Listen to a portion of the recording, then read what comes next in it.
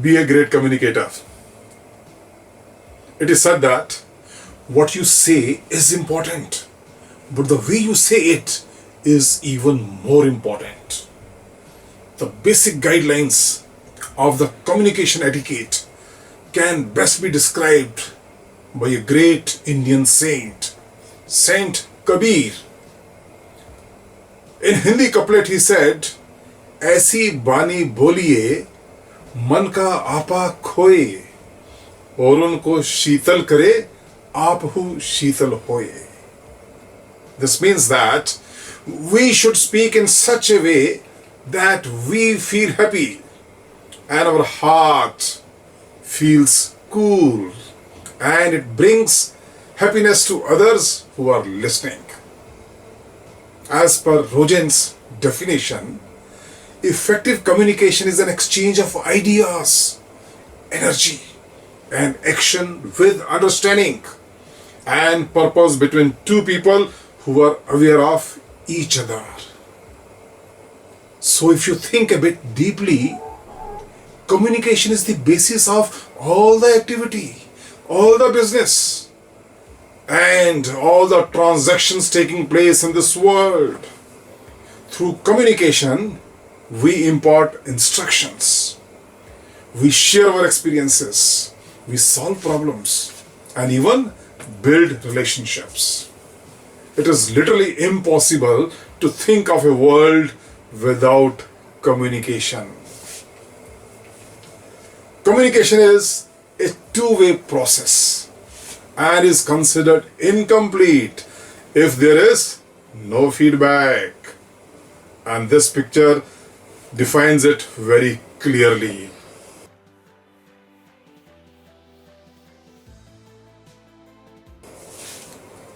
People with good communication skills are considered cultured individuals. It is a pleasure to have dealings with such people. It becomes much easier to do business with people where there is no communication gap.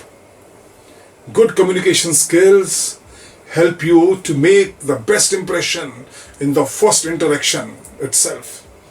And such people were the ones who often got ahead of the competition.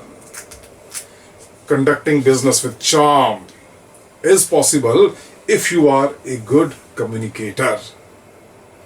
Good communicator doesn't mean that you talk more and listen less. In fact, all good communicators are great listeners. They talk less and listen more, and therefore learn more. And such people have better chances of success in their lives. There are three modes of communication. One is written, second is verbal, what we speak, and third is non-verbal, the gestures. To be a great speaker, one should have great command over verbal communication and also have a good understanding of the non-verbal part of communication. Effective verbal communication has three important characteristics. It should have a purpose. Clarity of thought should be there.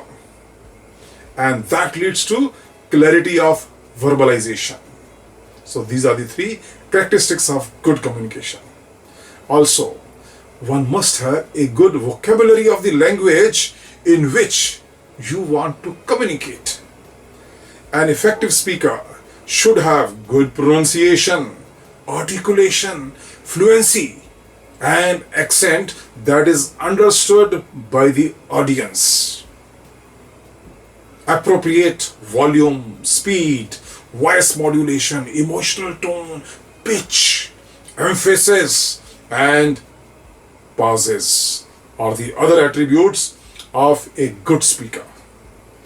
There are non-verbal parts of communication that include body posture, gestures, facial expressions, and movement of hands. One must also pay attention to the clothing and your appearance when you go for a formal seminar or conference. In this sense, effective communication is the combined harmony of verbal expressions and non-verbal actions. Non-verbal communications consist of body movement, facial expressions, eye contact, and eye movement also. When someone is excited, they say his pupils dilate to 4 times than the normal size. An angry or a negative mood causes the pupils to contract.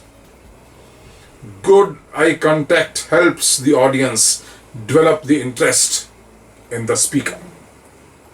Lack of eye contact makes communication boring and reflects lack of interest in the subject.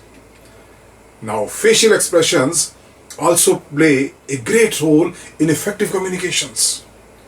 The face can reveal one of the 7 states of a person, as of happiness, sadness, anger, disgust, surprise, fear, rigid, and neutral. Now, gestures communicate as effectively as words, sometimes even better. Gestures can either support the verbal communication or they sometimes detract from what is said if inappropriate gesture is used.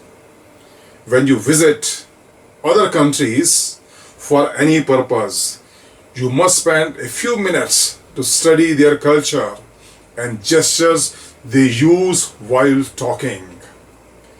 Pay special attention to the gestures that are a taboo in that country. That means which are not liked by those people in that particular country.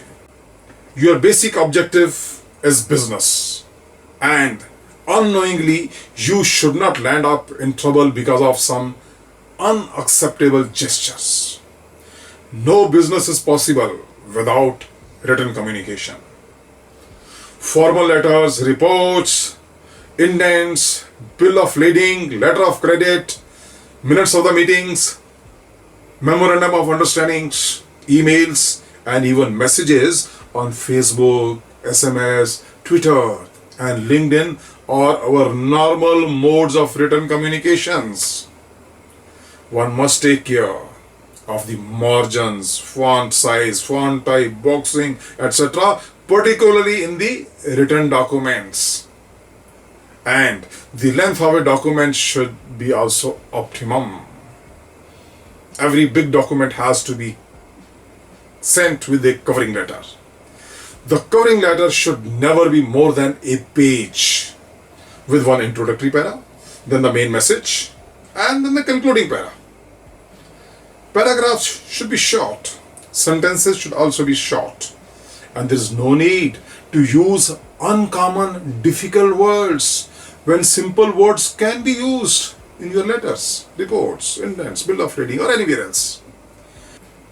Check for spellings and grammatical mistakes before you dispatch your documents.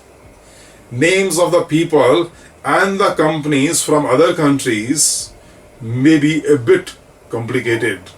So therefore, you need much more attention when you are dealing with foreigners about their spellings, about their names, and when you address them, how you pronounce their names also. In a nutshell, you got to present an image of a cultured human being who is a thorough professional and decent in all his or her dealings while communicating through any means. This approach will lead you to greater success in your business. Always talk honestly and openly, no matter how delicate is the topic. Never compromise on politeness and maintain mutual purpose and mutual respect. Don't vent, that means don't become angry for small things, and always use humor in your communications and start using a bit of more, sentences like, excuse me, please, thank you, or sorry. These four words, they add a bit masala in your all communications. Thank you very much.